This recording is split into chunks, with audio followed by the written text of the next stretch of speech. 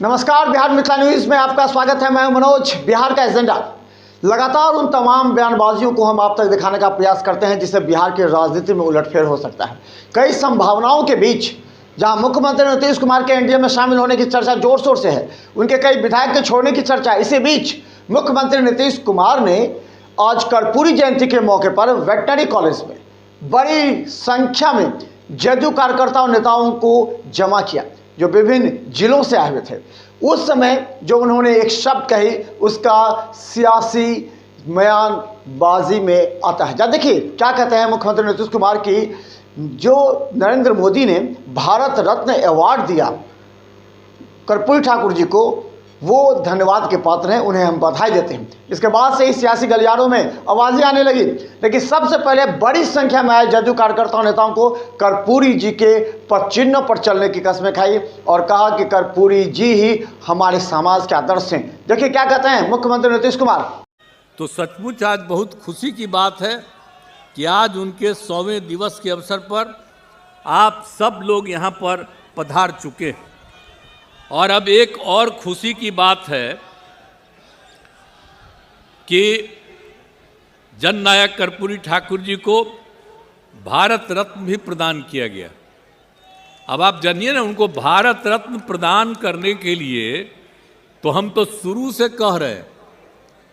आप अगर देखिएगा तो जब हम लोगों की सरकार बनी है 2005 में, तो 2006 के बाद 2007 से लेकर के आई 2023 तक हर साल, पहले कांग्रेस की सरकार या और की सरकार, बाद में अभी जो सरकार है, इन सब लोगों को हम अनुरोध करते रहे, लिखते रहे कि भाई जननायक कर्पूरी ठाकुर जी का भारत रत्न प्रदान किया जाए। अभी लोग नहीं करते थे, लेकिन कल कर दिया है तो मुझे खुशी है। मैं इसके लिए केंद्र सरकार को और प्रधानमंत्री जी को भी मैं बधाई देता हूं कि उन्होंने स्वीकार कर लिया। बिहार के एजेंडा में हम आपको और दिखाना चाहते हैं। देखिए, जब मुख्यमंत्री नीतीश कुमार मंच पर सभा से भाषण दे रहे थे, लोगों को बता रहे थे कर्पूरी जी के बारे में, तो कर्पूरी जी के आइडियोलॉजी के विषय में उन्होंने कहा कि कर्पूरी ठाकुर ने कभी अपने परिवार को आगे नहीं बढ़ाया, जबकि यहाँ कई राजनीतिक दलों पर उन्होंने निशाना साधा है।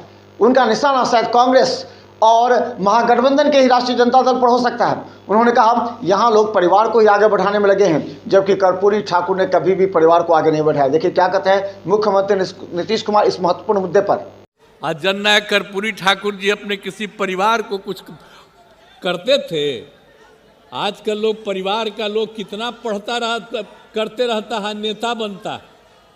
और जब उतने बड़े नेता थे, वो अपने किसी लड़के को करने नहीं तो चले गए, तभी हम इनको, जो रामनाथ ठाकुर जी को, जब वो चले गए तो हम ही लोग रामनाथ ठाकुर जी को आगे बढ़ाए।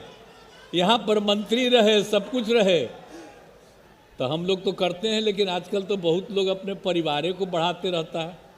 लेकिन आप समझ लीजिए कि जननायक कर्पूरी ठाकुर जी कभी भी अपने परिवार को नहीं बढ़ाए। और एक ही बात जान लीजिए कि जननायक कर्पूरी ठाकुर जी से ही सीख करके हमने भी अपने किसी परिवार को आज तक नहीं बढ़ाया है। यह पक्का जान लीजिए, हम और लोगों को बढ़ावा देते हैं। देखिए, बयानबाजी का बहुत मायने रखता है, और खासकर जब आपके ही दल के कोई ऐसा नेता जो ऐसे बयान देते हो जिस पर सियासी घमासान होता है। वैसे में देखिए, गोपाल मंडल जो चर्चित नेता है, विधायक हैं जदयू के, लेकिन अपने जो बयान है उससे हमेशा चर्चा में रहते हैं।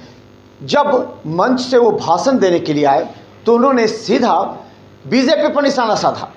उन्होंने कहा, यहाँ तक कि राम मंदिर के प्राण प्रतिष्ठा पर भी उन्होंने विवादास्पद बयान दिए। इसके बाद वहाँ कई लोगों ने उन्हें रोका, यहाँ तक कि अशोक चौधरी के साथ जदयू के प्रदेश अध्यक्ष उमेश कुशवाहा हैं, उन्होंने भी रोका, लेकिन उन्होंने झिड़क दिया, कहा हमें बोलने से कोई नहीं रोक सकता है, क्योंकि हम 5000 से ज़्यादा लोगों को अपने क्षेत्र से इस सभा में लेके आए हैं, इसलिए बोलने का अधिकार है। गोपाल मंडल का जो बयान हमेशा आता है वो जदयू को संकट में डालने वाला होता है। जब देखिए क्या कहते हैं गोपाल मंडल, जदयू विधायक। और एक बात मैं कह देना चाहता हूं, ये प्रधानमंत्री जो अयोध्या का राम का स्थापना किया वो गलत किया।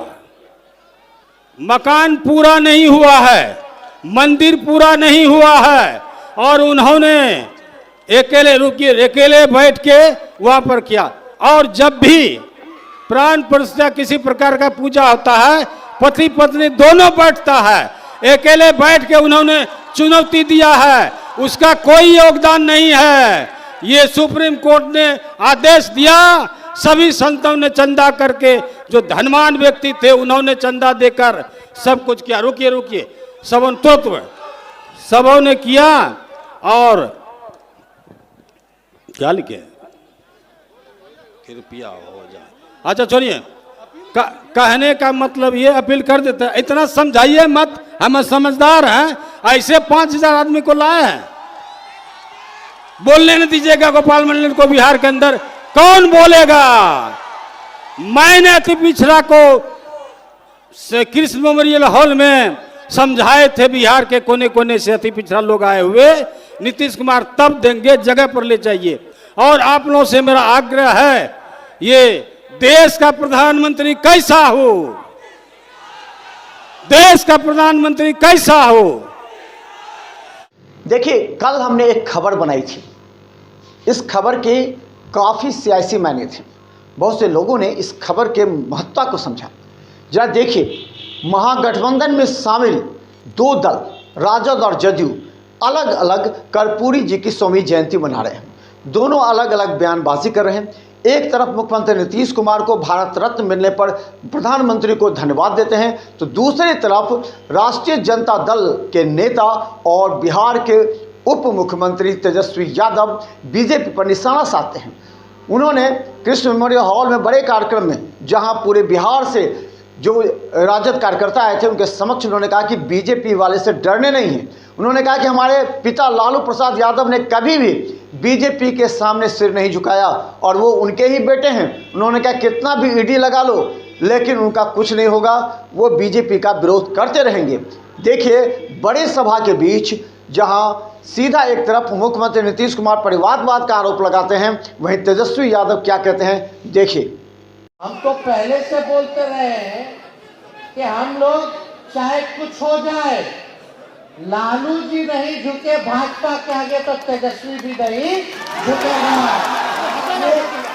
ईडी और सीबीआई को लगाएंगे, लेकिन विचलित नहीं होना है। आप सब लोग लालू यादव हैं, आप सब लोग तेजस्वी यादव हैं, कोई घबराने की जरूरत नहीं, मजबूती के साथ एक रहिए। जहां तेजस्वी यादव ने यह कहा कि जो भारत रत्न जो प्रधानमंत्री नरेंद्र मोदी ने ऐलान किया है, वो डर कर किए हैं, क्योंकि जिस तरह जाति जनगणना निकला है उसमें अति पिछड़ों की संख्या देखते हुए ये मोदी की मजबूरी थी। वहीं दूसरी तरफ अब जीतन राम मांझी लगातार 4-5 दिनों से बयान दे रहे हैं कि जल्द ही नीतीश कुमार एनडीए में आएंगे। आज उन्होंने यह भी ऐलान कर दिया कि 25 तारीख के बाद कभी भी बड़ा खेला हो सकता है। उन्होंने कहा कि हमने पहले ही कहा था कि एनडीए में नीतीश कुमार का आना तय है। देखिए क्या कहते हैं जीतन राम मांझी। वो आज भी तो बोल रहे हैं, आज भी बोल रहे हैं कि 22 जनवरी नहीं 20 जनवरी से लेकर के 25 जनवरी के बीच में बिहार में कोई खेला होना है। और कौन खेला होगा ये अब देखिए आगे। ऐसा तो नहीं ना सर कि पहले आप उनके पुराने साथी रहे, पहले आपको भेज दिया गया, फिर अपने भी आ जाएंगे और आपको आगे भेज करके व्यवस्थित करने के लिए। हमको भेज नहीं दिया गया, हमको तो उन्होंने सीधे कहा कि भाई आप मर्ज कर जाइए और नहीं तो बाहर जाइए। अब इसके बीच में हो सकता है उनकी कूटनीतिक चाल हो, तो इसको मैं क्या कर सकता हूँ। लेकिन ये ज़रूर मैं कहा है कि अगर भाजपा के शीर्षस्थ नेतागण नीतीश कुमार जी को अपने फोल्ड में एक्सेप्ट करते हैं, बुलाते हैं, न्योता देते हैं, तो कम से कम जीतन मांझी विरोध नहीं करेगा। लेकिन बता दें, बिहार का एजेंडा में हम तमाम विश्लेषण करते हैं और तमाम नेताओं के बयान आप तक पहुंचाने का प्रयास करते हैं, जो एक ही जगह होता है। और आप इसको देखकर अंदाज़ा भी लगा सकते हैं कि किस दल के नेता कौन सा बयानबाजी कर रहे हैं। हम बता दें, भारतीय जनता पार्टी के प्रदेश अध्यक्ष सम्राट चौधरी ने एक बार फिर नीतीश कुमार पर हमला किया है, जबकि विगत 5-6 दिनों से सम्राट चौधरी हमला नहीं कर रहे थे जदयू और ना ही नीतीश कुमार पर, लेकिन आज दबाव की राजनीति, जिस तरह नीतीश कुमार राजद और कांग्रेस पर दबाव की राजनीति कर रहे हैं, आज भाजपा ने भी दबाव की राजनीति कर दी। आज देखिए क्या कहते हैं जो सम्राट चौधरी, उन्होंने कहा कि भाजपा के साथ ही नीतीश कुमार को 16 सीटें मिली थी, 16 सांसद हैं उनके, इस बार उनका खाता भी नहीं खुलेगा जिस तरह राजद का खाता नहीं खुला था पिछले लोकसभा में। उन्होंने नीतीश कुमार पर हमला किया है। देखिए क्या कहते हैं भाजपा प्रदेश अध्यक्ष सम्राट चौधरी।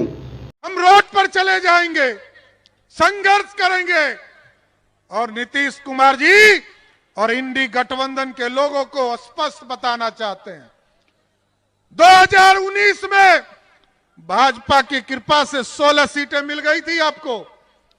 इस बार जनता वो भी गलती करने वाली नहीं है।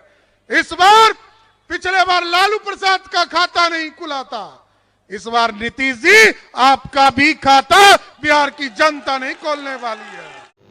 लेकिन बता दें, जहां एक तरफ राजद और जदयू का बड़ा कर्पूरी जयंती पर कार्यक्रम था, वहीं ये बात सामने आने लगी कि अगर एनडीए में नीतीश कुमार जाते हैं तो उनके 24 विधायक राजद में शामिल हो जाएंगे, यानी कि कांग्रेस के भी 11 विधायकों के बगावती होने की बात चल रही है। ये बड़ी खबर हम बता दें कि बिहार में बड़ा खेला होने वाला है। नीतीश कुमार खामोश हैं।